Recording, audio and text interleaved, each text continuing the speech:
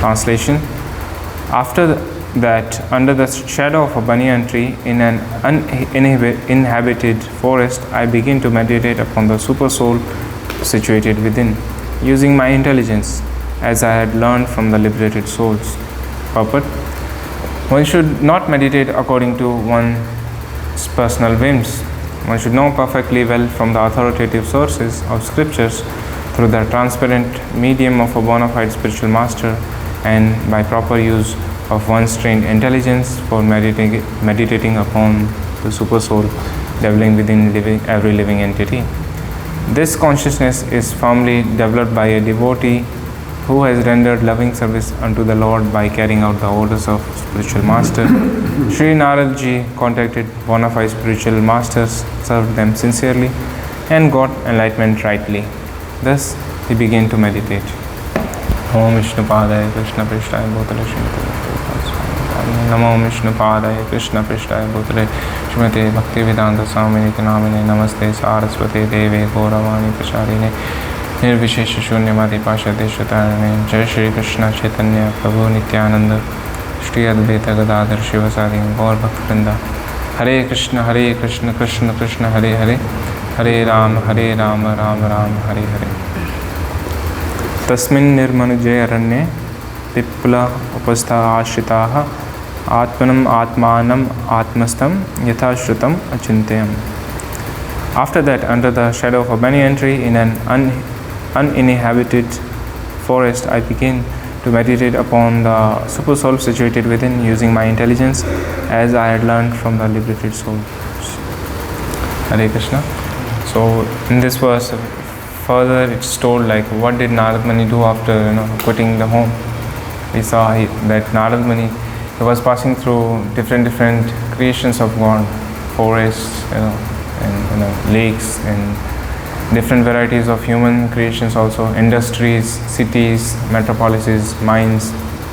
And after crossing all these things, what did he actually do? We are finding the information like he sat down in the shadow of a banyan tree in a forest which was uninhabited, means there was no one living there.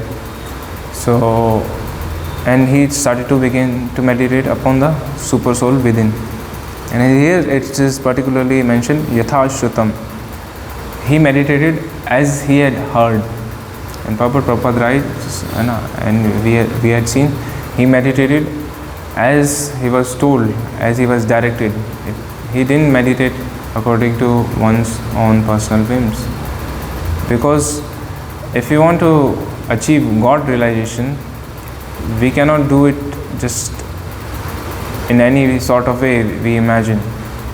We have to have a standard process. So if we don't have a standard process, then people may say there will be no test of who is God realized actually. So one may claim that someone has realized God, or I am God. People, they claim these, make these bold claims, but how can we verify all these claims? So because of this non-verifiability, many times in the realm of spirituality, there is so much of cheating going on. So here we get this example, like we have to actually follow the authoritative sources of scriptures.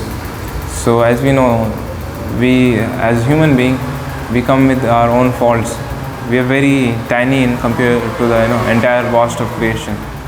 Just like if an ant is there in the room, the ant cannot figure out like what is actually going on room, and cannot understand the realms of discussion what we are having. We are understanding about God, even its own physical location. It's very difficult for an ant to understand that it's in a room, it is of this much dimension, and then it's located in Vellore, which is part of Tamil Nadu, which is part of India, and India is just one country in Asia. And Asia, there are many more continents, and this is situated on Earth, and which is just very insignificant planet in the solar system. And then there is that solar system is part of galaxy, and there are many galaxies like this. So We cannot expect tiny ant to know all these things. So similarly, similarly, as we draw the example or analogy, we are also very minute in understanding the universe. How did it start? What's the purpose? What is the origin? So we have to get knowledge, because by default we have imperfections. If we are limited by our senses, we cannot perceive things properly. Even if we perceive things properly, then we may hallucinate, and then there is cheating propensity. So all these different kinds of imperfections, it makes very difficult to get proper knowledge. And what happens because of these imperfections, what people nowadays regard as science, it keeps on changing from every month, every year. The new research comes, but the textbooks, they are not updated. Just like it was found out even in early on in the 1960s. In the textbook it was mentioned like a biological cell is very simple. It was the part of the curriculum, everyone was studying this, but at that time researchers were showing that cell is not such a simple thing.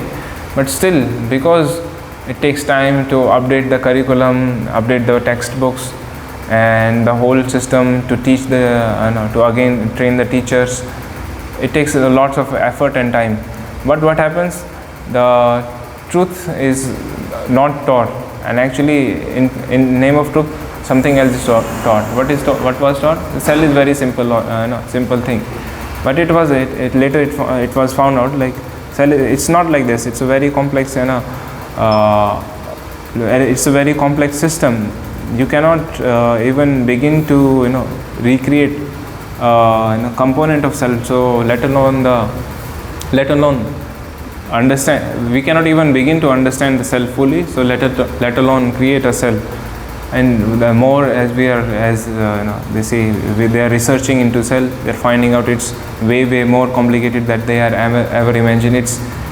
It's our modern inventions. They are nowhere near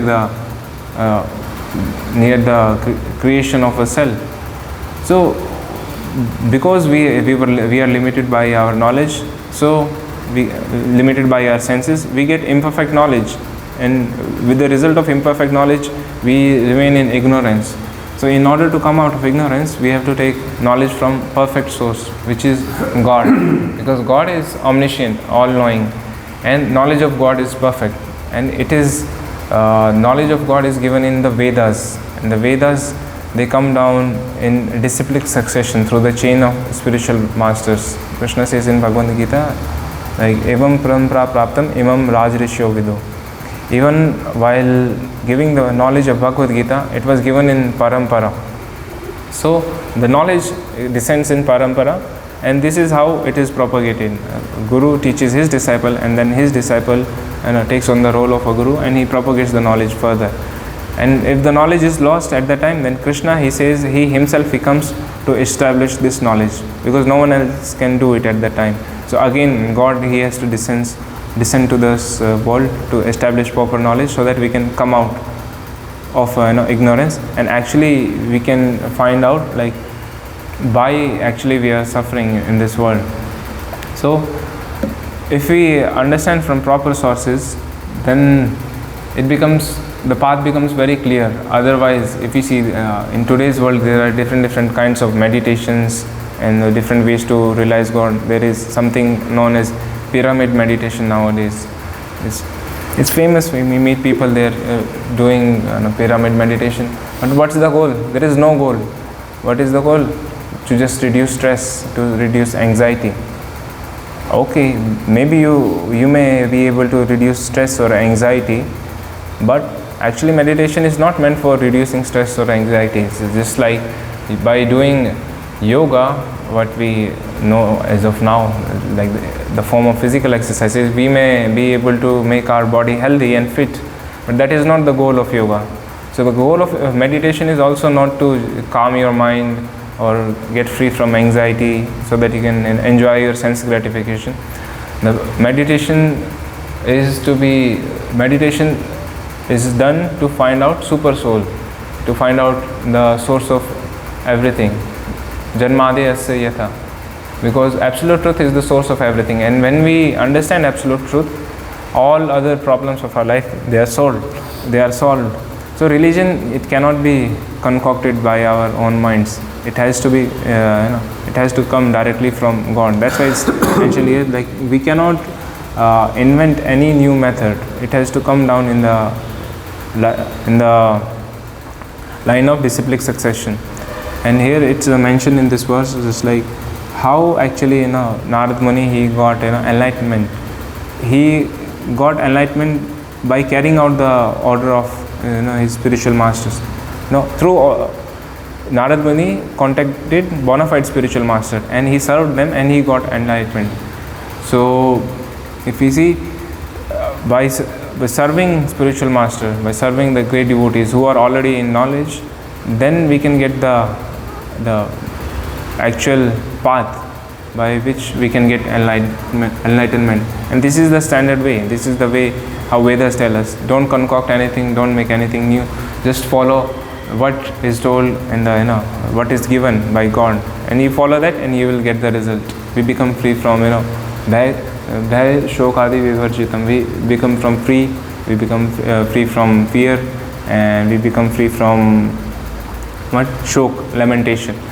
So this is the result of following the bona fide process. But if you don't follow bona fide process, there is no guarantee like we are going to get the result. Maybe just for 10 minutes while we are doing the meditation, we may feel nice, but after the meditation is over, like again the anxieties comes, and again the pushing of senses comes. So it becomes, so it's not just meditation is not something just which is just to make us feel as good. Meditation should have practical goals, and the goal is to realize God. And it's mentioned here that the consciousness is firmly developed by a devotee who has rendered loving service unto the Lord by carrying out the orders of the spiritual master. So one may feel like meditation means just to sit, spiritual life means just to sit and not do anything, and just constantly, you don't have to do anything basically. Material life means activity, spiritual life means inactivity. People have this conception, but actually it's not so. Spiritual life actually is activity. Just like in our now this material life is disease state, and as we recover from disease, there are healthy activities. So spiritual life means healthy activities, where actually our attitude is corrected. Now what is the disease? The disease is to enjoy the world, to think of as oneself as the exploiter of material resources. Like, I am the enjoyer, I am the controller. Ishwara aham bhogi, siddha aham balvan sukhi. Everyone in this world is directing their activities according to this conception that I am here to enjoy this world, and I am the controller, and everything is made for my enjoyment. But this is due to this attitude only we are actually bound in this world by so much of rules, regulations and restrictions, and according to our own karma. So now we have become bound up. So how can we become free? Actually, to become free means to give up our wrong attitude, give up this disease of enjoying this material world. So how can we do that? Prabhupada means in Shastra is recommended that we actually chant the holy name of Krishna. Hare Nama, Hare Nama, Hare Nama eva kevalam, kalo nastev, nastev, nastev gatir anyatha. By chanting the holy names of Krishna, we can get delivered from this material world. And there is no particular way. This has been emphasized 3 times in the verse. Because if we try to take to other processes which are bona fide, which are recommended, but that is for other times. Just like in a chemist shop, there may be different medicines. All medicines are valid, but it doesn't mean we can take all of the medicine. the medicine is recommended by the doctor. We cannot take medicine to suit our needs just by ourselves. It has to be prescribed. The Shastra is prescribing that for this age the medicine to take holy name. And the holy name, it has descended from directly from spiritual world. It's not something of this material world. Golokera prem dhavan Hari Nama Sankirtan. From directly from Goloka, this holy name of Krishna came, and it is non different from Krishna. It is incarnation of Krishna in sound. So when we chant holy name of Krishna, so actually we are associating with the Lord, and the result of such association is that our material life, it ends. Just like in constant association of, if we take an iron rod and we put it in a fire, by constant association with the fire and of the iron rod also becomes fire. It becomes it starts to melt. It takes the qualities of fire. So as we are also in this world, when we are in constant association of chanting of the holy name, our spiritual nature, it gets revived. By constantly remaining in constant touch with the holy name, our original nature, it comes out. And when the nature comes out, the actually real life starts, spiritual life, which means service to Krishna. Because in material life, the attitude is that everything is made for my enjoyment. That is calm. But when we serve Krishna, thinking like everything is made for God, for His enjoyment, that is prem. So if we fix this attitude, then the path of liberation actually it opens. And Prabhupada, he recommended like just medicine is Harinam, and taking prasadam is the diet. Just like as when someone is getting treated, they may get a medicine and diet. So taking Krishna prasadam is the diet for the patient, and taking holy name is the medicine. So as we have this material body, it requires some food. So we can offer everything to Krishna. And Krishna says, "Yat karoshi, yat ashnashi, yat juhosi dadati, yat tapasyasi kaunteya, tat kurushra mad arpanam." As we are living in this world, it doesn't mean that we have to renounce our activity. Actually, we renounce the attitude of enjoying this world. And when we do that, and when we try to serve Krishna, the whole of our activity it changes, and the karma stops working, because we are not acting on our own account. We are trying to follow Krishna, and if you follow Krishna, then there is no karma. It becomes a karma. Example is given, just like in a battlefield, a soldier is firing a gun and is killing so many people, but for that thing he is awarded by the government. But in a normal situation, if he starts to fire and he starts to kill people, for the same act of killing people, he will be jailed. Why is this so? Because he is following the authority, he is following the direction of the government. And so for one act of this act is same, killing, but one act is under the direction, another act is not under any direction, not under any authority. So if we act according to the direction of Supreme Lord, if according to the direction of Bhagavad Gita, Srimad Bhagavatam, then there is no karma. All our miseries, they result because of our present and past karma. So if we act according to the Lord's instructions, then it is described in Shastra that all of our fruits of reactions, they are burned up by the fire. And actually in that stage we can begin to experience a real life, which is like nectar. And it doesn't mean we have to wait till next life. In the same life we can begin to experience the happiness which comes by following the spiritual life. So but what happens is, due to so much of misinformation about spiritual life, about not having proper knowledge of God, people, they forget, they are not able to take up to this sublime process. Just by chanting Hare Krishna, you can achieve all perfection. It is enjoined in Shastra, there is no other way. But people, they still are not able to take, because they are misguided, and they are in they're misguided by so much of propaganda, and also because of so much of misinformation in the society about what is spiritual life and who is God, and what is the actual process.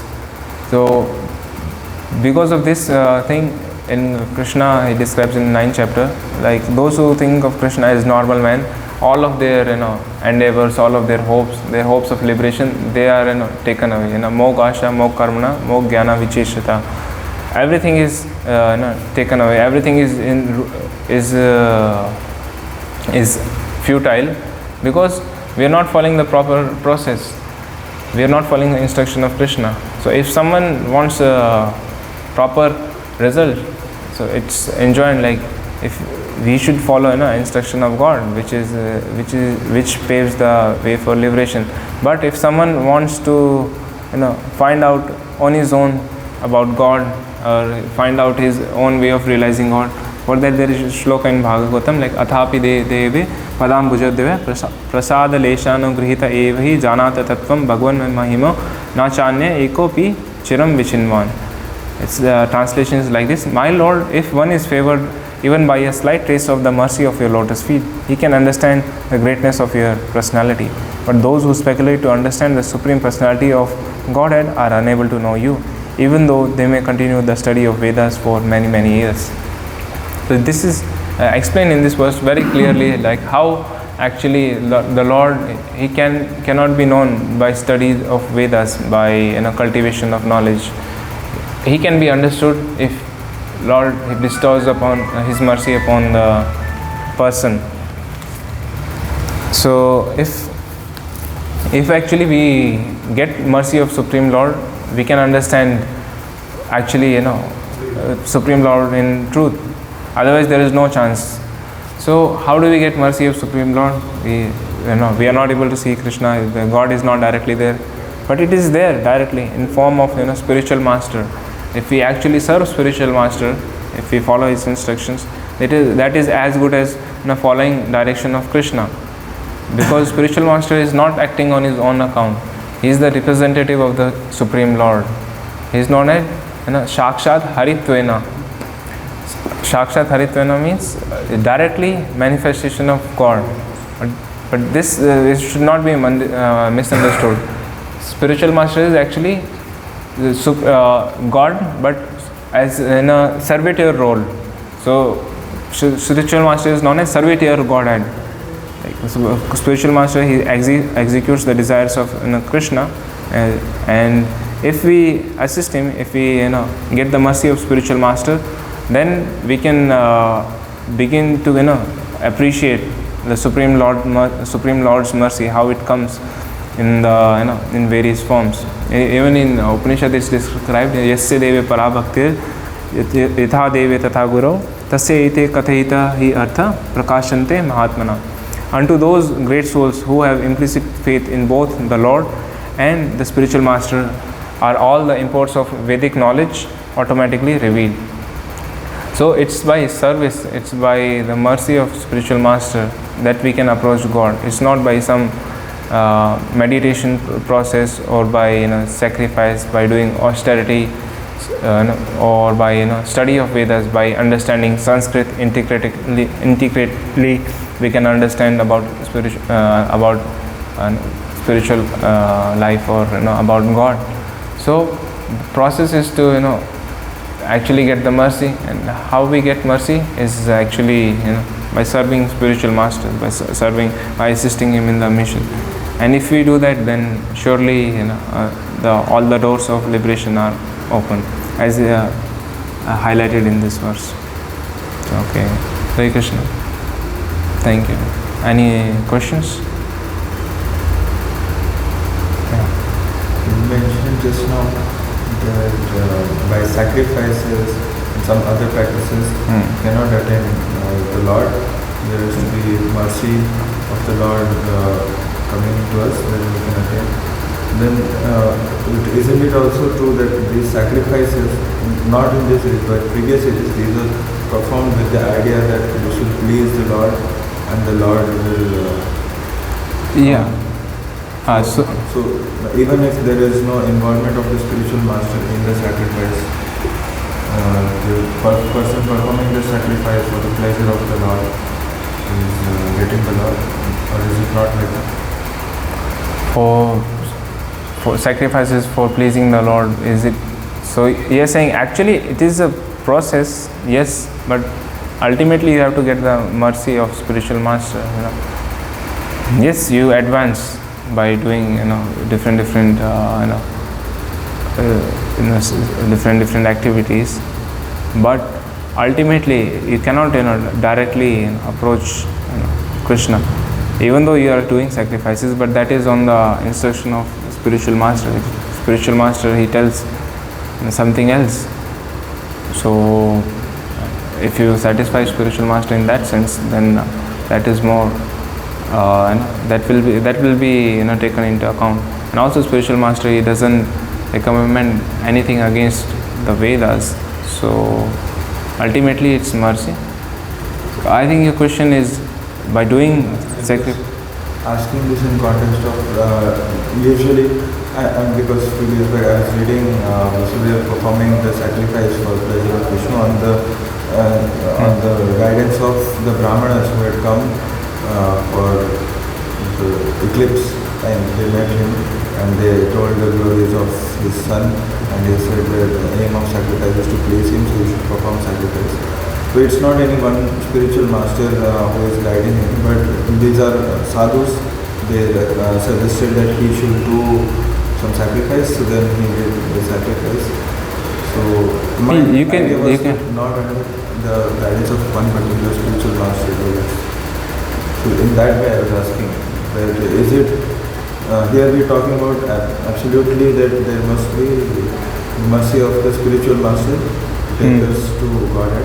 But is it also that these the other processes which are not recommended for Kali Yuga would not demand for instance yoga, for someone to perform yoga in solitude, would that demand the need for submission to a spiritual master, and all these other processes, austerity is cultivation of knowledge in that sense?